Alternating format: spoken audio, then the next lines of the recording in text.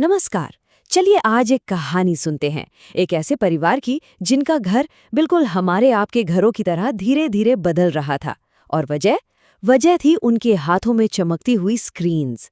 ये एक ऐसी प्रॉब्लम है, एक ऐसी दुविधा जिससे शायद हम सब कहीं ना कहीं कनेक्ट कर पाएंगे।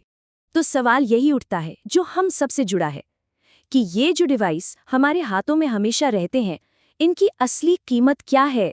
मतलब हम अपने रिश्तों से, खासकर अपने बच्चों के साथ जो हमारा कनेक्शन है, उससे क्या दांव पर लगा रहे हैं।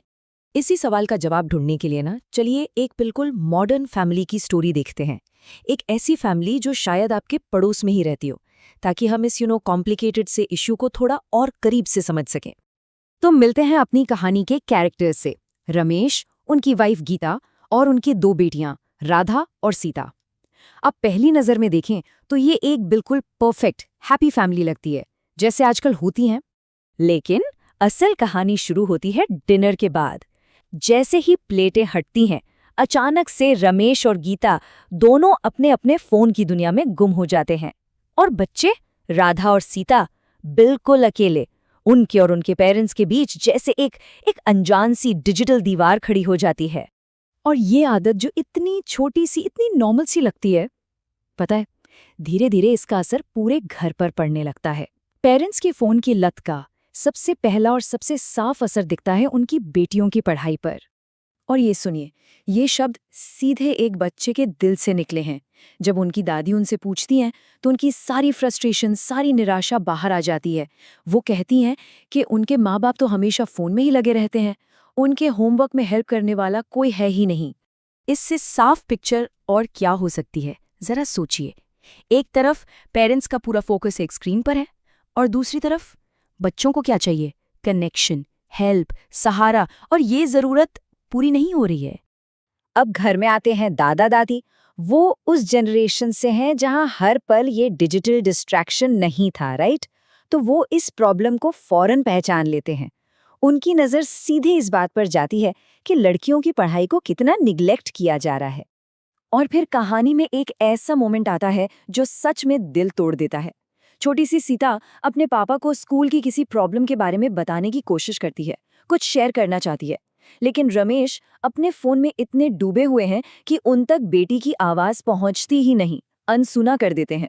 पापा से इग्नोर होने के बाद सीता रोते हुए अपनी माँ के पास जाती है और उससे कहती है, ये दिल चुभने वाली बात, ये शब्द बताते हैं कि बच्चे अंदर से कितना अकेला, कितना अनइम्पॉर्टेंट फील करने लगे थे।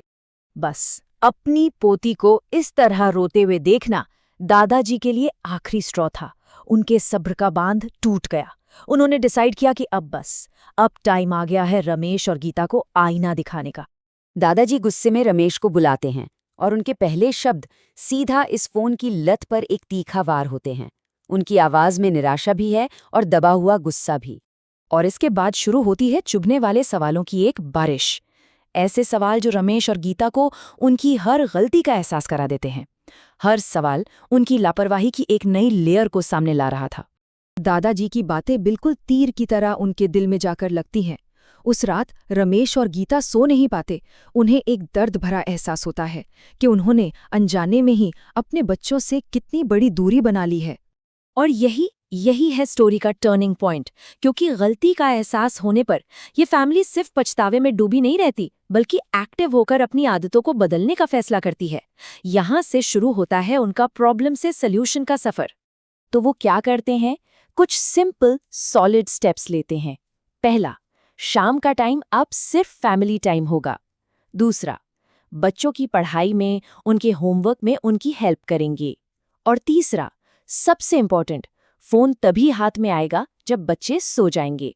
और इन बदलावों का रिजल्ट बहुत ही गहरा और पॉजिटिव।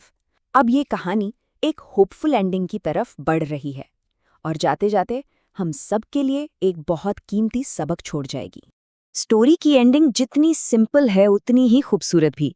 जैसे ही फैमिली ने अपनी प्रायोरिटीज सेट की, उनके घर में खुशियां वापस आ गईं। एकदम सीधा सा सबूत है कि हाँ, बदलाव हमेशा पॉसिबल है। तो इस पूरी कहानी का मॉरल क्या है? एक लाइन में कहें तो ये कि टेक्नोलॉजी एक फैंटास्टिक टूल है, नो डाउट, लेकिन किसी भी चीज का जरूरत से ज्यादा इस्तेमाल हमारे सबसे कीमती रिश्तों की नींव को भी खोखला कर सकता है।